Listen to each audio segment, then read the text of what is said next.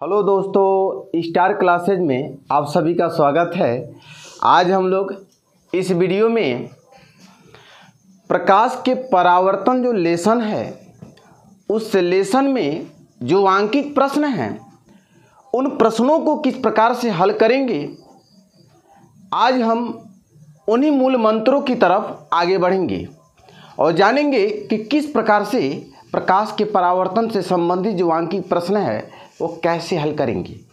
हल करने के क्या तरीके हैं, किस प्रकार चिन्हों का समावेश होगा क्वेश्चन को लगाते समय। आज हम लोग उन्हीं टॉपिक पर अध्ययन करेंगे। तो चलिए आगे हम जो महत्वपूर्ण कुछ पद लिखे हुए हैं उनके विषय में अध्ययन करें कि वो महत्वपूर्ण पद कौन हैं जिनकी मदद से हमें प्रकाश के परावर्तन से संबंधित जो आंकिक प्रश्न है हल करने में आसानी होगा। तो चलिए देखते हैं। पहला पद है कि दर्पण की फोकस दूरी अगर हमसे पूछेगा कि किसी दर्पण की फोकस दूरी ज्ञात कीजिए, उस दर्पण की फोकस दूरी ज्ञात कीजिए, इस दर्पण की फोकस दूरी ज्ञात कीजिए, तो हम किस प्रकार से ज्ञात करेंगे। तो ज्ञात करने को कुछ कंडीशन है। पहला हमने लिखने का प्रयास किया है कि दर्पण की फोकस दूरी एफ ज्ञात करना। ए में हमने लिखा है कि जब वक्रता त्रिज्या अर्थात आर का मान ज्ञात हो। अगर हमें किसी दर्पण की वक्रता त्रिज्या दिया हुआ हो तो हम फोकस दूरी कैसे निकालेंगे। तो उसके लिए हम एक छोटा सा सूत्र का प्रयोग करेंगे, F = R/2। इसी फार्मूले की मदद से हम लोग क्या कर सकते हैं, किसी दर्पण की फोकस दूरी को ज्ञात कर सकते हैं। आते हैं अगले हमारे टॉपिक की तरफ। बी में हमने लिखा है कि F का मान कैसे निकालेंगे।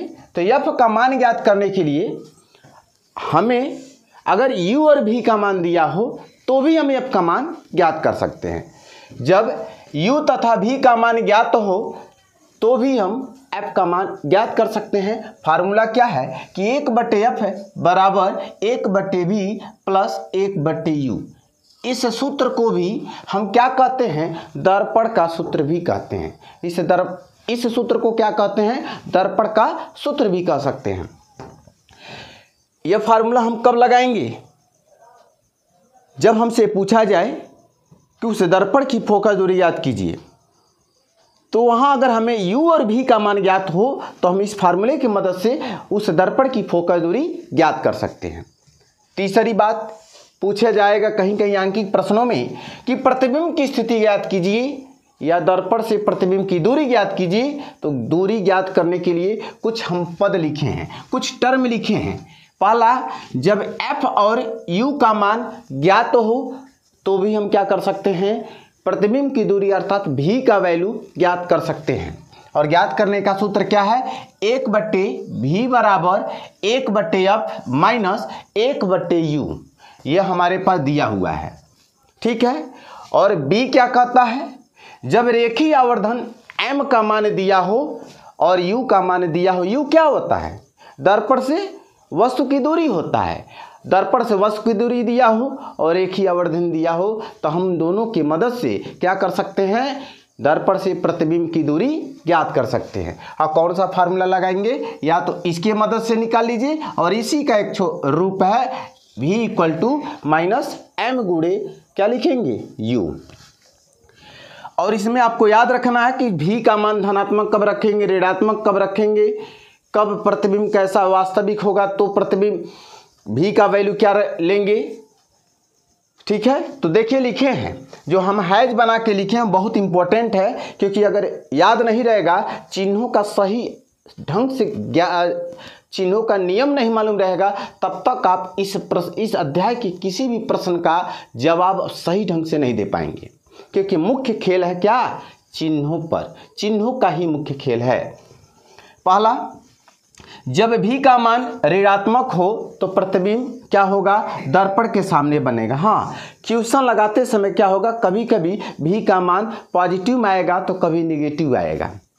पॉजिटिव निगेटिव का अर्थ क्या है, अगर V का मान धनात्मक आए तो प्रतिबिंब हमेशा दर्पण के पीछे बनेगा, और जब V का मान ऋणात्मक आए तो प्रतिबिंब हमेशा कहाँ बनेगा, दर्पण के सामने बनेगा। देखिए हमने लिखने का यहाँ प्रयास किया है, जब V का मान ऋणात्मक हो तो प्रतिबिंब दर्पण के क्या सामने बनेगा, और जब V का मान धनात्मक हो तो प्रतिबिंब दर्पण के पीछे बनेगा।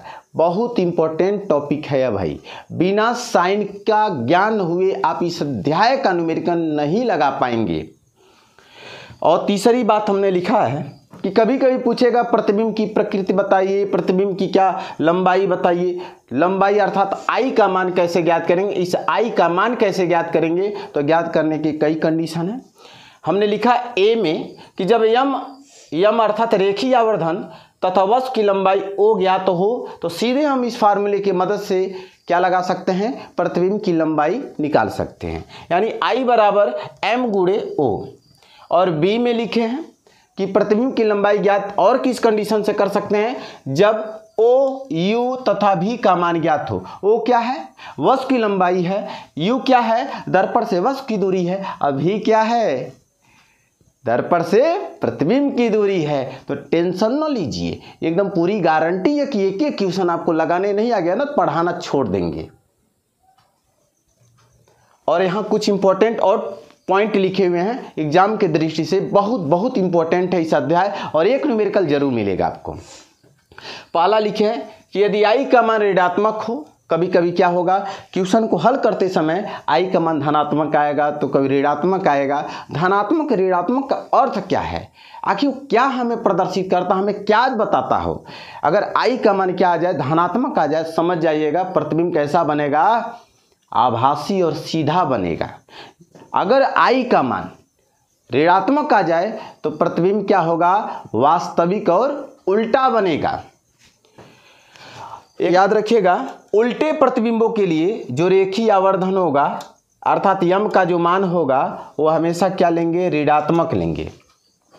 और सीधे प्रतिबिंबों के लिए जो रेखीय आवर्धन होगा उसमें जो यम का मान होगा वो हमेशा क्या लेंगे, धनात्मक लेंगे। ठीक है। वास्तविक प्रतिबिंबों के लिए जो भी का मान लेंगे वो हमेशा क्या लेंगे, ऋणात्मक लेंगे। और आभासी व सीधे प्रतिबिंबों के लिए जो भी का मान होगा वो हमेशा क्या लेंगे, धनात्मक लेंगे। ये बात आपको याद होना चाहिए। ठीक है। अवतल दर्पण की फोकस दूरी आप ऋणात्मक रखेंगे और उत्तल दर्पण की जो फोकस दूरी होगा धनात्मक रखेंगे। अगर आप इस अध्याय का न्यूमेरिकल लगाना चाहते हैं तो यह जड़ी बूटी है आपके लिए, एकदम जड़ी बूटी साबित होगा। और 100% आपको हर प्रश्नों का इस अध्याय के हर प्रश्नों का जवाब आप दे सकेंगे। तो हम लोग आज इस वीडियो में बस इतना ही। अगले वीडियो में हम लोग 2-4 एग्जाम्पल और करेंगे कि न्यूमेरिकल किस प्रकार से लगाया जाएगा। तब तक के लिए जय हिंद, जय भारत।